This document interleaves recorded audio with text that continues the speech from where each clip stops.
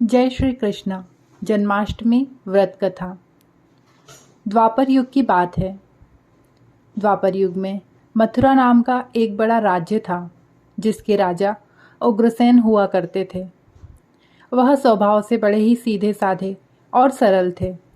यही वजह थी कि उनके पुत्र कंस ने ही उनका राज्य हड़प लिया और कंस ने स्वयं को मथुरा का राजा घोषित कर दिया। कंस की एक चचेरी बहन थी, जिनका नाम था देवकी। कंस को अपनी चचेरी बहन से बड़ा ही स्नेह था। कंस ने देवकी जी का विवाह वसुदेव जी के साथ तय किया। जैसे ही विवाह संपन्न हुआ, एक आकाशवाणी हुई।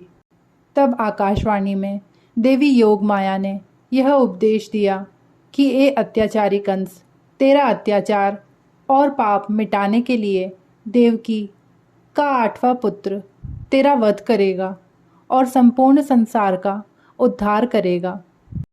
ऐसी चेतावनी सुनते ही कंस क्रोधित हो गया और देवकी और वसुदेव को मारने के लिए वह जैसे ही आगे बढ़ा, तब वसुदेव ने कहा कि वह देवकी को कोई नुकसान न पहुंचाए।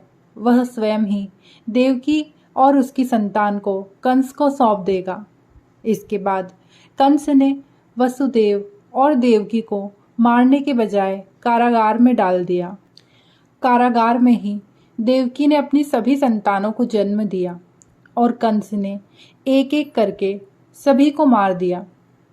जैसे ही वसुदेव वचन के अनुसार कंस को अपनी संतान सौंप कर आते, कंस उन सभी का वध कर देता। इसके बाद जैसे ही देवकी 8वीं बार गर्भवती हुई, तभी कंस ने कारागार का पहरा और भी कड़ा कर दिया। तब भाद्रपद माह के कृष्ण पक्ष की अष्टमी को रोहिणी नक्षत्र में कन्हैया लाल का जन्म हुआ।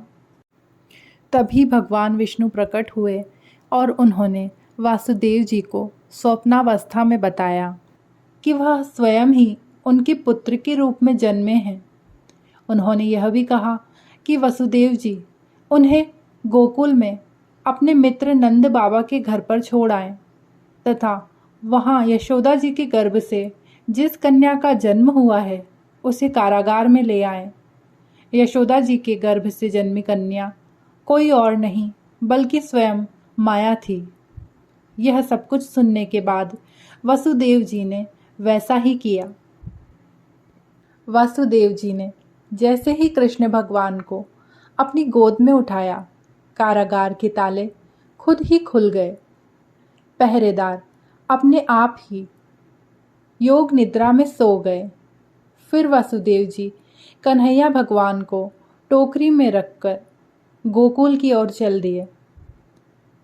उस समय यमुना जी भी पूरे उफान पर थी।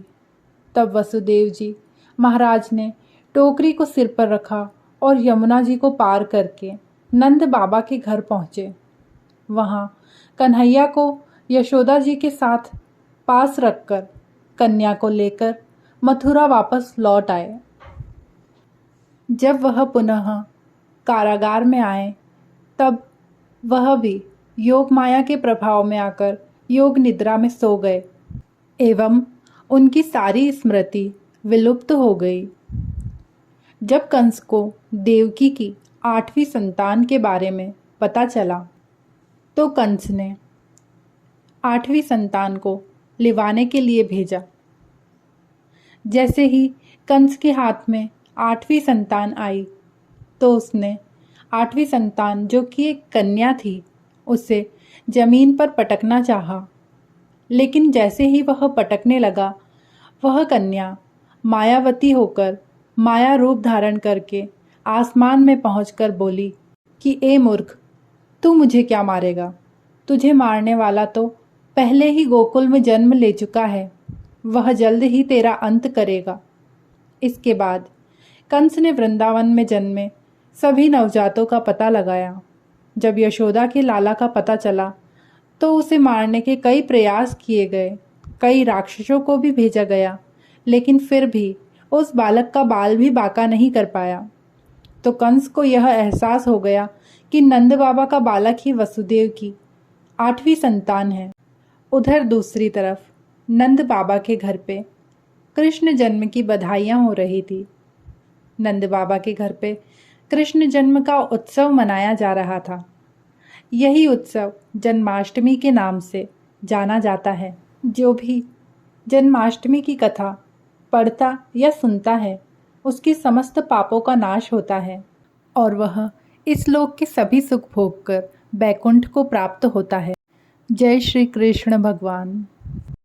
इसी तरह की वीडियो आगे देखने के लिए चैनल को सब्सक्राइब जरूर करें, वीडियो को लाइक कर दें और कमेंट में लिखें जय श्री कृष्ण।